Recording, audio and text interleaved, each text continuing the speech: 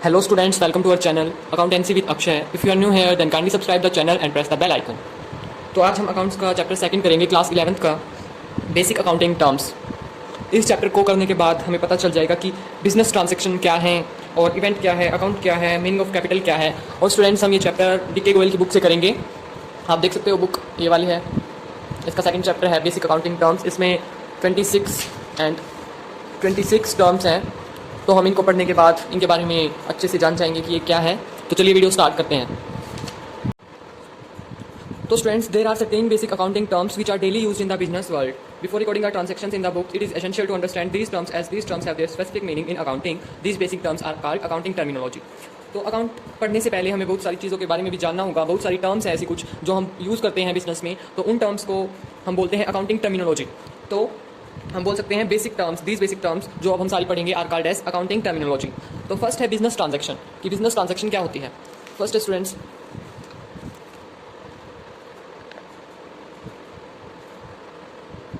Business transaction.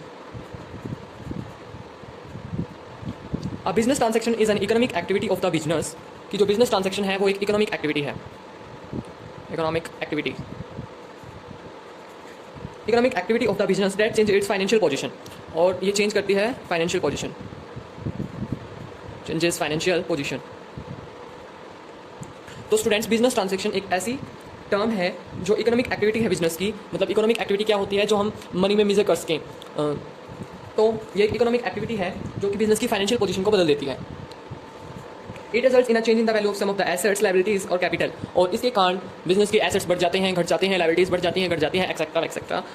तो chief features क्या होते हैं ट्रांजैक्शन के, जो ट्रांजैक्शन होती है उसके फीचर क्या होते हैं। ट्रांजैक्शन मैंने आपको बताया कि मनी में हम कुछ भी जैसे परचेज करते हैं, जैसे मनी से, तो जो हम परचेज कर रहे हैं ये ट्रांजैक्शन हो रही है एक प्रकार से। तो इसकी फीचर्स क्या है ट्रांजैक्शन की, अब हम देखेंगे features of transaction. Features of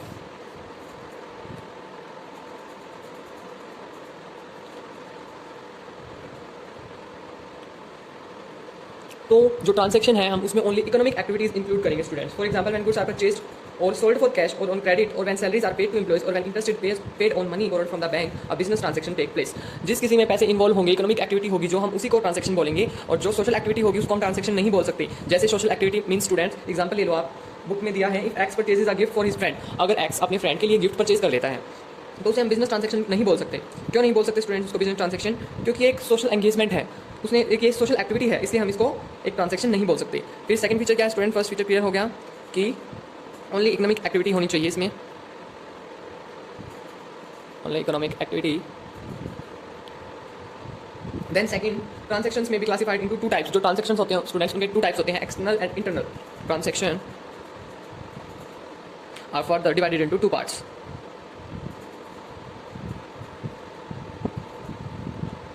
ये टू पार्ट्स हैं, external and internal. External transactions क्या होती हैं स्टूडेंट्स, ये देखते हैं पहले कि एक्सटर्नल ट्रांजैक्शंस क्या होती हैं। External transactions are those transactions which involve economic activities between two independent business entities such as purchase और sale of goods. External transaction students वो ट्रांजैक्शंस होती हैं जो दो बिजनेस यूनिट्स के बीच होती हैं। जैसे कि दो बिजनेस यूनिट्स हैं, जैसे एक फर्म दूसरी फर्म से कुछ परचेज करती है या फिर उसको सेल करती है, तो ये है external transactions. It mean student जो कि दो या फिर दो से ज़्यादा बिजनेस एंटिटीज में हो। And internal transactions are those economic activities. Internal transactions क्या होती हैं, internal transactions are those economic activities that take place entirely within one business entity. जो इंटरनल ट्रांजैक्शंस होते हैं, इंटरनल से ही समझ में आ रहा है स्टूडेंट्स, अंदर, तो जो बिजनेस के अंदर, बिजनेस फर्म के अंदर ट्रांजैक्शंस होते हैं उसको हम बोलते हैं इंटरनल ट्रांजैक्शंस। जैसे कि डेप्रिसिएशन चार्ज होता है फिक्स्ड एसेट्स पे, तो डेप्रिसिएशन क्या होता है स्टूडेंट्स, अब ये देख लेते हैं हम, व्हाट इज डेप्रिसिएशन। बीच में जो कंसेप्ट्स आएंगे हम उसको क्लियर करते चलेंगे स्टूडेंट्स, ताकि आपको आगे दिक्कत ना हो। डेप्रिसिएशन क्या होता है, तो जो डेप्रिसिएशन होता है एक परमानेंट फॉल होता है वैल्यू ऑफ एसेट्स बोल सकते हैं हम। जैसे कि हमने चेयर परचेज कर ली स्टूडेंट्स, हमने चेयर परचेज करी है 1000 रुपीज़ की, और हमने अब चेयर परचेज की स्टूडेंट, तो 2022 में 3 में क्या उसकी वैल्यू 1000 ही रहेगी स्टूडेंट्स, नहीं ना। अगर हम उसको सेल करने लग जाएँ तो वो 500 की जाएगी मुश्किल से। तो जो ये 500 उसकी वैल्यू में लॉस हुआ है उसको हम डेप्रिसिएशन बोलते हैं। तो जैसे कि जो फिक्स एसेट्स होते हैं उन पर कंपनी को डेप्रिसिएशन लगाना होता है, तो जो ये डेप्रिसिएशन है स्टूडेंट्स ये इंटरनल ट्रांजैक्शन में इन्वॉल्व है। ओके स्टूडेंट्स, और फिर थर्ड इसमें यही है कि फाइनेंशियल पोजीशन चेंज करती है ये, बस। सेकंड अब है स्टूडेंट्स इवेंट। बिजनेस ट्रांजैक्शन हमने कर लिया, सेकंड है इवेंट। क्या होता है, what is event. And event is the consequence और रिजल्ट ऑफ अ ट्रांजैक्शन। जो अब हमने स्टूडेंट ट्रांजैक्शन की है इसका कुछ रिजल्ट भी होगा, और जो इसका रिजल्ट होगा वो इवेंट कहलाएगा। तो हम बोल सकते हैं रिजल्ट ऑफ ट्रांजैक्शन।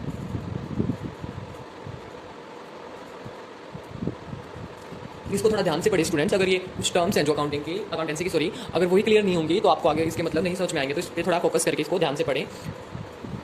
जैसे हम बोल सकते हैं, इन्होंने दिया है यहाँ पे, Ram starts a business with a capital of 3 lakh, he purchases goods for 2 lakh and sales 3/4 of the goods for 1 lakh. तो जैसे कि स्टूडेंट्स राम ने परचेज किया है कुछ, मान लो राम की कैपिटल हम अपने पास ही मान लेते हैं 3 लाख है, जैसे राम की कैपिटल एग्जाम्पल की हेल्प से देख लेते स्टूडेंट्स, राम कैपिटल 3 लाख बोल लेते हैं हम। उसने गुड्स परचेज कर लिए 2 लाख, और फिर जो उसने गुड्स परचेज किया उसका वो 3/4 बेच देता है स्टूडेंट, गुड्स इन 1,80,000 बोल सकते हैं, 1,80,000 में। और फिर वो रेंट भी पे करता है स्टूडेंट्स, यहाँ पे 4 लाख रेंट पे 20,000, ठीक है स्टूडेंट। तो इसमें जो जो जैसे उसने परचेज किया तो उसकी 4 लाख थी, गुड्स परचेज कर लिया उसने 2 लाख की, 2 लाख की कैपिटल घट गई स्टूडेंट। फिर वो 3/4 ऑफ गुड्स को बेच देता है 1,80,000 में, तो वापस कितनी होगी 3,80,000, फिर वो रेंट पेड कर देता है 20,000, तो बच के हो जाएगी 3,60,000 लास्ट में। तो जो ये 3,60,000 आया है, ये एक इवेंट है, ये रिजल्ट है ट्रांजेक्शन का, जस्ट सिंपल स्टूडेंट, ज़्यादा इसको एक्सप्लेन नहीं करते हम फर्दर।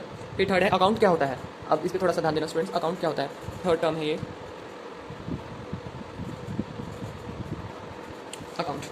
तो account is a record of all business transaction relating to a particular person और आइटम। तो जो अकाउंट है वो एक रिकॉर्ड है, जितनी भी बिजनेस ट्रांजैक्शंस होती हैं, बिजनेस ट्रांजैक्शंस आपने पढ़ा ये होती हैं, तो जो बिजनेस ट्रांजैक्शंस होती हैं उनका जब हम रिकॉर्ड करते हैं और वो भी एक पर्टिकुलर पर्सन का, तो वो अकाउंट कहलाता है। जैसे कि अकाउंट में हम ले लेते हैं राम अकाउंट, श्याम्स अकाउंट्स, तो अकाउंट क्या है, हम लिख सकते हैं इसको record of business transaction, all business transactions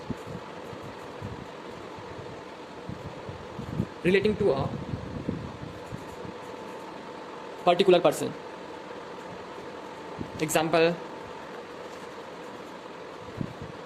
Ram's account, किसी फर्म का अकाउंट बोल सकते हैं उसको हम। और फिर अगर जो कार्टर है, कार्टर ने डेफिनेशन दी है इसकी स्टूडेंट्स, कार्टर के द्वारा इसकी डेफिनेशन दी गई है अकाउंट की। डेफिनेशंस अगर आप याद करोगे तो अच्छे स्कोर आएंगे आपके, उससे एक अच्छा इंप्रेशन पड़ता है एग्जामिनर पे। तो account is a ledger record in summarised form, जो अकाउंट है वो एक लेजर रिकॉर्ड है, एक समराइज्ड फॉर्म में, all the transaction that have taken place within the particular person और थिंग सैटिस्फाइड। तो इसका बुक से याद कर सकते हो। तो जो ये अकाउंट है स्टूडेंट्स, इसके मतलब हम इसको बोल सकते हैं, इसकी 2 साइड्स होती हैं, या फिर इसको हम बोल सकते हैं कि इसको 2 साइड्स में डिवाइड किया गया है। अकाउंट की 2 साइड्स होते हैं। The left side of an account is arbitrarily और ट्रेडिशनली कॉल्ड डेबिट साइड। जो लेफ्ट साइड होती है अकाउंट की, लेफ्ट साइड ये वाली, इसको हम बोलते हैं डेबिट साइड, और जो राइट साइड होती है उसको हम बोलते हैं क्रेडिट साइड। और जो डेबिट साइड होती है, जो मैंने डीआर लिखा है यहाँ पे, डेबिट का जो मैंने डीआर यूज़ किया है स्टूडेंट, ये एक एब्रीविएशन है, एब्रीविएशन, तो हम इसको ऐसे यूज़ कर सकते हैं। तो जैसे कि जो ट्रांजैक्शन है स्टूडेंट्स, जैसे अकाउंट हो गया, अब हम कैश अकाउंट बनाते हैं। जैसे मैं आपको एग्जांपल से समझाता हूँ, इन्होंने बुक में भी दे रखा है कैश अकाउंट का। जैसे कि अगर कैश रिकॉर्डेड, उसमें ट्रांजैक्शंस रिकॉर्ड होंगी कैश अकाउंट में, तो उसका फॉर्मेट, उसके 2 पार्ट्स होंगे। जैसे ये हो गया हमारा कैश अकाउंट, यहाँ पे लिख लेंगे हम कैश अकाउंट, एंड देन यहाँ पे इसका परफॉर्मा ऐसे बनेगा, रुपीज़, एंड इस साइड पे रुपीज़। तो ये इसकी credit side, because this is right side, and this is debit side because this is left side. यहाँ पे आप डेबिट DEBIT भी लिख सकते हो, क्रेडिट CREDIT भी लिख सकते हो। देन फिर इसके बाद है कैपिटल क्या होता है, वो हमने इतना पढ़ लिया students, business transactions, event, and then account. अब बारी आ गई कैपिटल क्या होता है।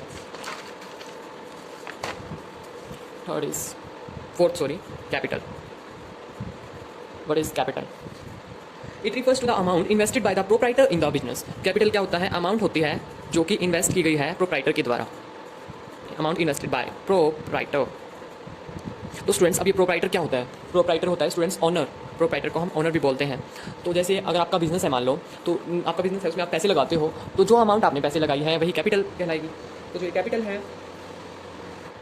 कैपिटल है स्टूडेंट्स, ये फर्म के लिए तो लायबिलिटी है, और जो प्रोप्राइटर है उसके लिए ये लायबिलिटी नहीं है। फर्म के लिए लायबिलिटी क्यों है, अब देख लेते हैं हम। जैसे कैपिटल है, मान लो कोई फर्म है, ए फर्म है, उसमें जो पार्टनर्स हैं उसके, वो कैपिटल लेके जाते हैं, वो स्टूडेंट्स कैपिटल लेके जाते हैं। तो जो फर्म है उसे तो उनकी कैपिटल वापस देनी ही होगी एक दिन, या फिर कैपिटल नहीं तो उस पर इंटरेस्ट देंगे वो।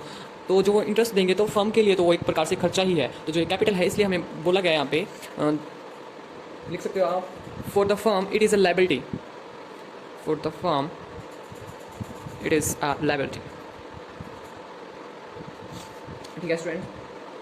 And this is so because the proprietor is separate and distinct from the business. ऐसा क्यों है? क्योंकि लायबिलिटी इसलिए है क्योंकि जो ओनर है उसको बिजनेस से अलग माना गया है। और जो ये बात मैंने अभी बताई है इसको आपको बहुत मतलब अच्छे से इस पर ध्यान देना है और इस बात को लंबे समय तक याद रखना है, क्योंकि ये बात बहुत इंपॉर्टेंट है स्टूडेंट्स कि जो फर्म है वो उसके लिए तो जो कैपिटल है वो एक लायबिलिटी है, क्योंकि उसे इंटरेस्ट देना है या फिर कुछ और देना है, उसे कभी ना कभी तो उसे पे करना ही है। और जो प्रोप्राइटर है उसके लिए वो लायबिलिटी नहीं है, उसे तो उसके ऊपर इंटरेस्ट मिलेगा, तो उसके लिए हम एक एसेट्स बोल सकते हैं उसको। तो जो कैपिटल है इसका फॉर्मूला होता है assets minus liability. Capital is equal to assets minus liabilities. Capital जो है वो एसेट्स माइनस लायबिलिटीज होती है। जैसे एग्जांपल ले लेते हैं, कैश है 20,000, यहाँ पे लिखते हैं हम एग्जांपल, कैश है हमारे पास 20,000 और मशीनरी है हमारे पास 50,000 की। Machinery is equal to 50,000, stock 1 lakh plus debtors इन्होंने दे रखे हैं, डेप्टर्स 40,000 के। तो ये सारे आपको पता ही है एसेट्स हैं।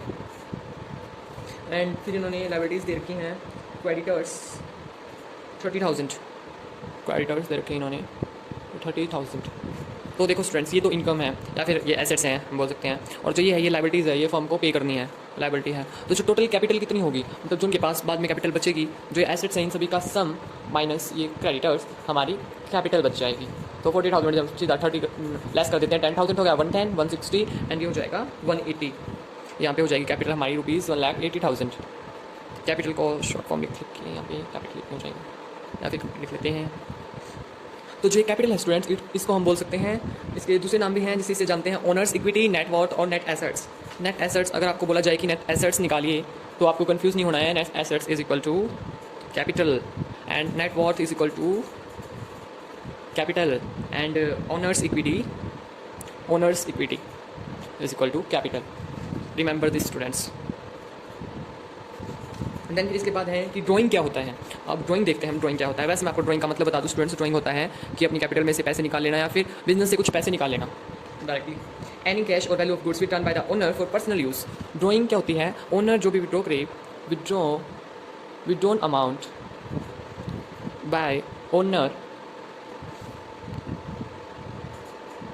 For private use. Private use क्या हो सकता है स्टूडेंट्स, जैसे कि प्राइवेट उसने पेमेंट्स करनी हो, बिल पे करना हो, ये हो सकता है। और जो कि बिजनेस फंड से होती है ड्राइंग्स, इसको हम ड्राइंग्स बोलते हैं। फिर लायबिलिटीज़ क्या होता है, लायबिलिटीज़ होता है it refers to the amount which the firm owes to outsiders. Owes to का मतलब क्या है स्टूडेंट, यहाँ पे जो फर्म बाहर वालों से पैसे लेती है, जो वो अमाउंट है जितनी ली है उसको हम लायबिलिटी बोलते हैं, क्योंकि उसको एक दिन पे करना है। तो हम बोल सकते हैं liabilities are debts, they are amounts owed to creditors. तो जो लायबिलिटीज़ हैं वो एक डेब्ट्स है जो कि हमें क्रेडिटर्स को पे करनी है। एंड लायबिलिटीज़ का हमारा क्या फॉर्मूला होगा, यहाँ पे हमने देखा कहाँ पे है, capital is equal to assets minus liabilities. तो हमें अगर लायबिलिटीज़ का फॉर्मूला निकालना है तो आपको पता है इधर ये माइनस में उस साइड चला जाएगा लायबिलिटीज़, और जो कैपिटल इस साइड माइनस में आ जाएगा। तो हम बोल सकते हैं लायबिलिटी का formula liabilities is equal to assets minus capital. Assets में से अगर हम कैपिटल लेस कर देते हैं तो हमारी लायबिलिटीज़ आ जाएंगी। जैसे एग्जांपल दिया है, एग्जांपल यही देख लेते हैं हम। अगर हमें लायबिलिटीज़ निकालनी है, हमारी कैपिटल थी, जैसे हमारी कैपिटल होगी यहाँ पे 1,80,000 की गिवन होगी, कैपिटल 1,80,000 गिवन है जैसे, और एसेट्स हम यहाँ से निकाल लेंगे। एसेट्स कितनी आ जाएंगी, 70 और 170 और 40 210। तो 210 लेस करेंगे हम 180, तो हमारी लायबिलिटीज़ आ जाएंगी 30,000, जो कि ऊपर यहाँ पे है अभी। और फिर स्टूडेंट्स लायबिलिटीज़ के टाइप्स भी होते हैं। लायबिलिटीज़ में पहले हम एग्जांपल देख लेते हैं, लायबिलिटीज़ में क्या क्या इन्वॉल्व होता है। जैसे बिल्स पेबल, जो कि बीपी बिल्स पेबल, जो कि बिल्स पे करनी है, बिल्स पेबल। और हम बोल सकते हैं शॉर्ट टर्म लोन्स हो सकते हैं, बैंक ओवरड्राफ्ट हो सकता है। बैंक ओवरड्राफ्ट क्या होता है स्टूडेंट्स, बैंक से पैसे निकाल लेना लिमिट अमाउंट से ज़्यादा। जैसे कुछ बैंक हैं जो फैसिलिटी प्रोवाइड करते हैं बैंक ओवरड्राफ्ट की, उसमें क्या होता है, जैसे जो अमाउंट बैंक है, जितनी आपके बैंक अकाउंट में अमाउंट है उससे ज़्यादा भी आप निकाल सकते हो, बाद में फिर उसको उस पर इंटरेस्ट वगैरह कुछ लग जाता है, तो ये बैंक ओवरड्राफ्ट होता है। तो ये भी एक लायबिलिटी है। देन फिर फर्स्ट सेकंड और बहुत होते हैं स्टूडेंट्स एक्सेट्रा, ठीक है। फिर हम देख लेते हैं लायबिलिटीज़ के 2 पार्ट्स होते हैं, लायबिलिटीज़ इंटरनल एंड एक्सटर्नल। अब इंटरनल लायबिलिटी देख लेते हैं। इंटरनल लायबिलिटी क्या होता है, internal liabilities all amounts which a business entity has to pay to the proprietor or owners are internal liabilities. Internal liabilities में क्या होती है, अमाउंट इन्वॉल्व होती है ओनर्स की और प्रोप्राइटर की। प्रोप्राइटर और ओनर एक ही होता है, मैंने आपको बताया भी है, तो इन्होंने दिया है ऐसे ही, और लिख सकते हैं हम यहाँ पे और। तो इंटरनल लाइबिलिटीज़ क्या होती हैं, जो कि फर्म को पैसे पे करने हैं इंटरनल यूजर्स को। इंटरनल यूजर्स में कौन इन्वॉल्व होंगे, ओनर्स होंगे, क्योंकि मैंने आपको बताया ओनर प्रोप्राइटर है वो एक डिस्टिंक्ट है फ्रॉम फर्म, तो वो उससे अलग है, तो उसको जैसे जो कैपिटल होगी उसको उसे इंटरेस्ट देंगे फर्म, तो उनकी वो एक लाइबिलिटी है, तो ये इंटरनल लाइबिलिटी होती है। एक्सटर्नल लाइबिलिटी क्या होती है, जो फर्म को बाहर पे करनी है आउटसाइडर्स को, आउटसाइडर्स में जैसे कि क्रेडिटर्स को पे करनी है, बैंक ओवरड्राफ्ट है जैसे ओवरड्राफ्ट एंड क्रेडिटर्स को पे करनी है, ये सारी एक्सटर्नल लाइबिलिटीज़ होती हैं। ठीक है स्टूडेंट्स, लाइबिलिटीज़ को फिर इन्होंने क्लासीफाई भी किया है आगे 2 पार्ट्स में, कि लाइबिलिटीज़ जैसे इन्होंने टाइम के अकॉर्डिंग इन्होंने क्लासीफाई किया है, जो 2 पार्ट्स इन्होंने फिर क्या किए हैं, फर्स्ट इज़ लॉन्ग टर्म और non current liabilities. Non current से आपको मीनिंग समझ में आ रहा होगा इसका, ऐसी लाइबिलिटीज़ जो कि फर्म को तुरंत पे नहीं करनी। लॉन्ग टर्म मीन्स जो कि फर्म को 1 to 10 ईयर्स के बिटवीन पे करनी है, इसमें आप लिख सकते हो 1 to 10 ईयर्स। एंड देन फिर क्या होंगी शॉर्ट टर्म लाइबिलिटीज़, या फिर हम बोल सकते हैं करंट लाइबिलिटीज़। करंट लाइबिलिटीज़ क्या होती हैं, विद इन 1 ईयर पे करनी होती हैं, जैसे बैंक ओवरड्राफ्ट है, ये एक करंट लाइबिलिटी है बैंक ओवरड्राफ्ट। और लॉन्ग टर्म में हम देख सकते हैं लॉन्ग टर्म लोन हो सकता है जैसे। तो फिर लॉन्ग टर्म और नॉन करंट लाइबिलिटीज़ इन्होंने दिया है, these refer to those liabilities which for for payment in relative for a long period normally after more than 1 year, तो 1 ईयर से ज़्यादा का टाइम होता है इसे पे करने में। एंड फिर जैसे लॉन्ग टर्म लोन्स और डेबेंचर्स पे भी थोड़ा आपको मिलेगा बिजनेस की बुक में। करंट लाइबिलिटीज़ क्या होती हैं, जो विद इन 1 ईयर पे होती हैं, जैसे कि आउटस्टैंडिंग एक्सपेंसेस, बैंक ओवरड्राफ्ट मैंने बताया। आउटस्टैंडिंग एक्सपेंसेस क्या होते हैं, जैसे कि जो तुरंत पे करने हैं एक्सपेंसेस। फिर स्टूडेंट्स एसेट्स क्या होती हैं, अब हमने लाइबिलिटीज़ तो देख लिया कि लाइबिलिटीज़ क्या होती हैं, अब हमें ये भी देखना है कि एसेट्स क्या होती हैं। Now we will study what is assets. Assets is the property of a business enterprise including the amount due to it from others. Assets क्या होते हैं, जो अमाउंट फर्म को मिली है और उसे बाहर से, मतलब उसको हम एसेट बोलते हैं। जैसे कि एसेट में बिल्स रिसीवेबल क्या होता है, जो हमें बिल्स मिलने हैं, तो इसके एग्जांपल लिख लेते हैं। For example BR bills receivable, और हम बोल सकते हैं डेटर्स इसमें होते हैं, क्लोजिंग स्टॉक होता है, closing stock, cash in hand, cash at bank. जब आप बैलेंस शीट पढ़ोगे तो उसमें ये एक परफॉर्मा होगा, उससे आपको ये याद हो जाएंगे, कैश इन हैंड एक्सेट्रा, ये एसेट्स होते हैं। फिर जो एसेट्स होते हैं स्टूडेंट्स, जो एसेट्स हैं इनकी 3 कैरेक्टरिस्टिक्स होनी चाहिए, जो कि 3 कैरेक्टरिस्टिक्स क्या है,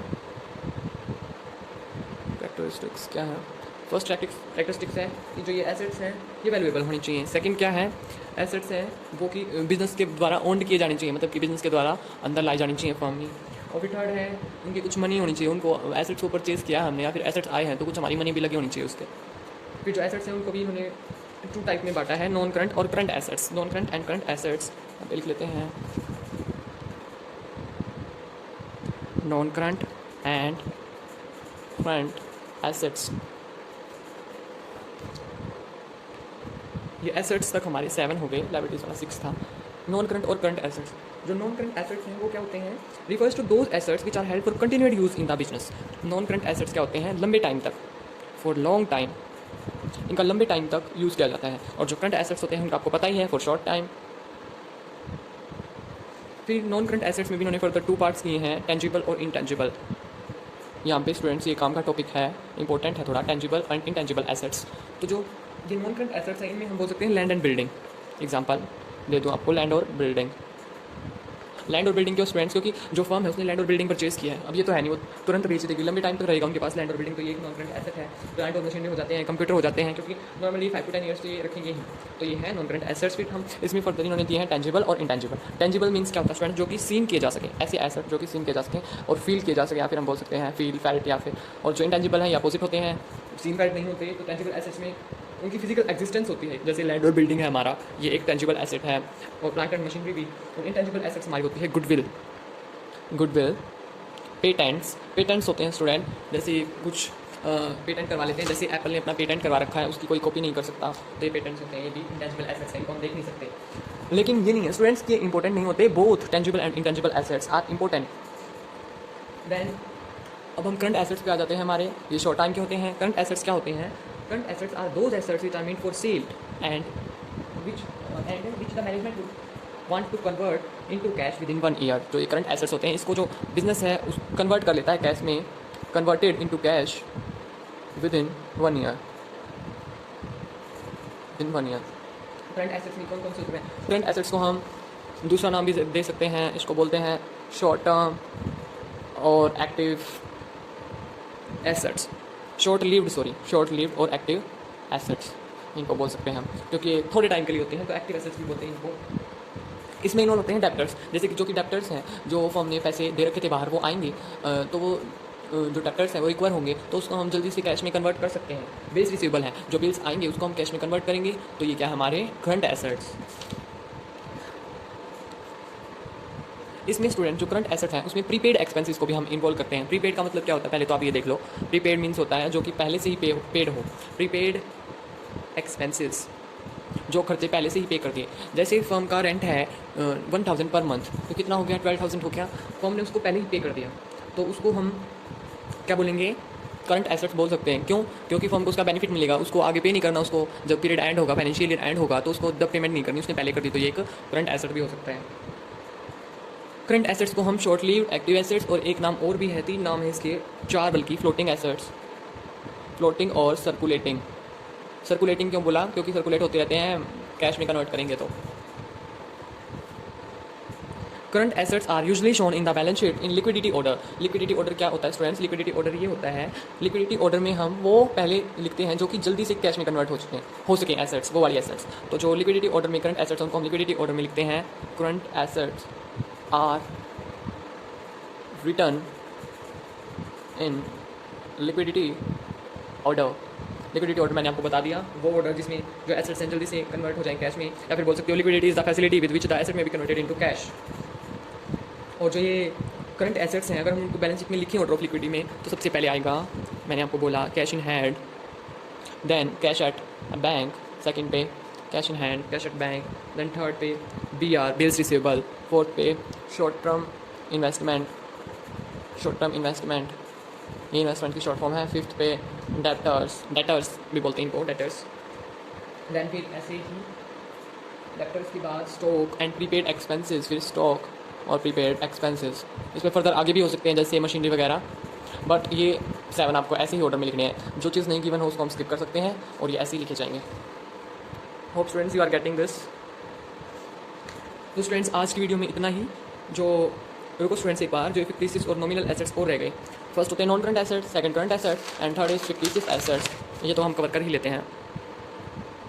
फिक्टिशियस एसेट्स को हम वेस्ट एसेट्स भी बोल सकते हैं। वेस्ट एसेट्स, इनको हम कैश में भी रिलीज़ नहीं करते और इससे कुछ बेनिफिट भी नहीं मिलता हमें। बस ये जो एसेट्स होते हैं ये इंक्लूड करते हैं debit balance of P&L account. P&L account क्या होता है? प्रॉफिट एंड लॉस अकाउंट, और उसका डेबिट बैलेंस क्या होगा? लॉस। तो ये इन्वॉल्व करते हैं, जैसे कि इसमें होता है एडवर्टीजमेंट एक्सपेंसेस। जैसे कुछ लॉन्च किया है कंपनी ने, कुछ नया प्रोडक्ट, तो उस पर कंपनी एडवर्टीजमेंट भी करेगी। एडवर्टीजमेंट का फ़ायदा तो होगा, बट ये तो नहीं ना कि हम उसको रिकॉर्ड कर लें। मतलब स्टूडेंट्स कहने का मतलब ये है, देखो इसमें such asset include debit balance of P&L account and expenditure not yet written off, जो कि जो एक्सपेंडिचर रिटर्न ऑफ नहीं हुआ है, जैसे कि एडवर्टीजमेंट एक्सपेंसेस है, ये एसेट्स नहीं है, but are shown on the asset side.